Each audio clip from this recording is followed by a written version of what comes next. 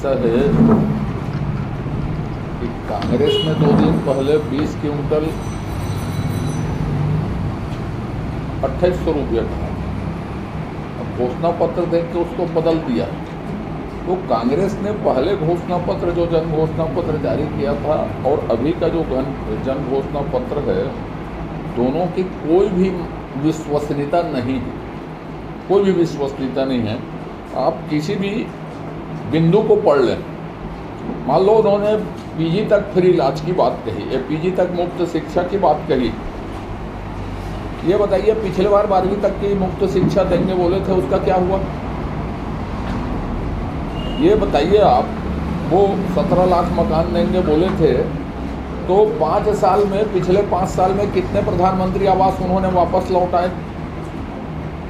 वो बोल रहे हैं 10 लाख के मुफ्त में इलाज देंगे, तो यूनिवर्सल हेल्थ स्कीम लागू करेंगे, उसका क्या हुआ? फिर 500 रुपये में गैस सिलेंडर देंगे बोले थे, देंगे बोल रहे हैं, तो पिछली बार 4 सिलेंडर फ्री देंगे बोले थे, उसका क्या हुआ ये बता दें।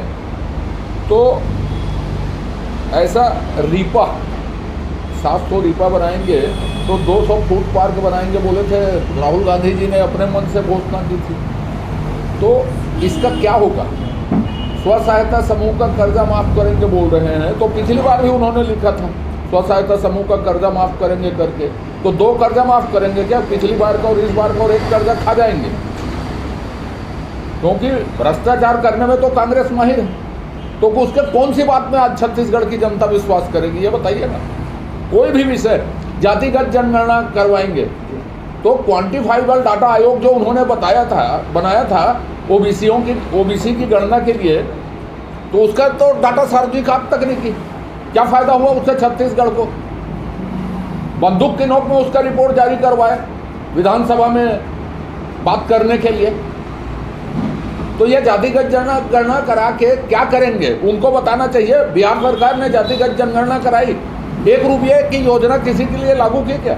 या आपके आर्थिक उत्थान, सामाजिक उत्थान, शैक्षणिक उत्थान के लिए हम कोई काम कर रहे हैं, बिहार सरकार ने कोई बात कही क्या उस पर?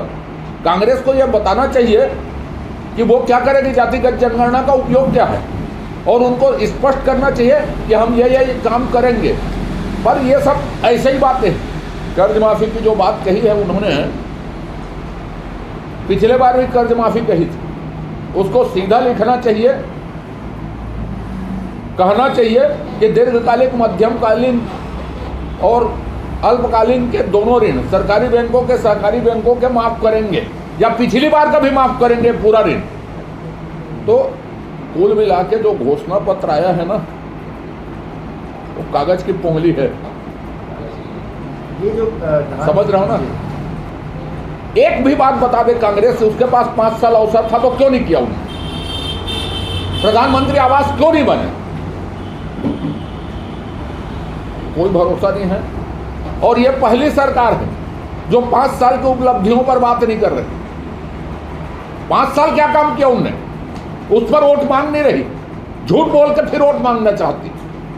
तो झूठ की एक उम्र होती, एक बार चल गया, बार बार नहीं चलेगा।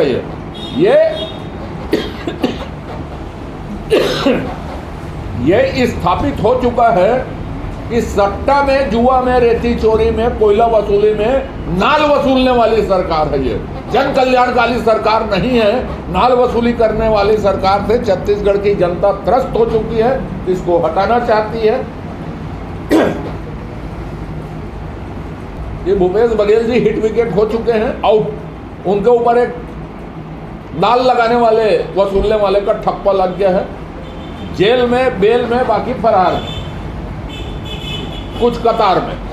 यही सरकार है। जी, एक सवाल, धान की खरीदी का लिमिट 15 से 20 से 22 तक चले गया। दोनों पार्टियां बड़ा बड़ा ऐलान कर रही हैं। क्या उतना उत्पादन यहाँ की खेत में होता भी है?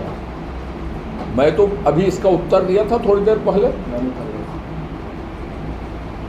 मैंने कहा था भूपेश बघेल जी 20 क्विंटल खरीदने के पहले, जब आप घोषणा किए हो उससे पहले अपना रिकॉर्ड सुधरवा लें।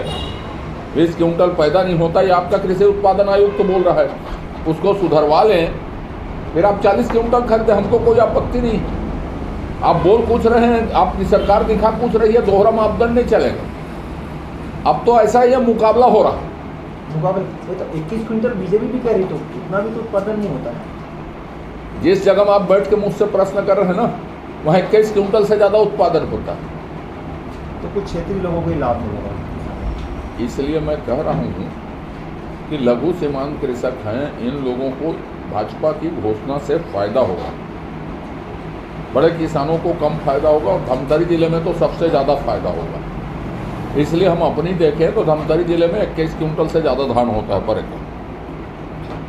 सरकार का ही अंतिम संस्कार होने वाला है।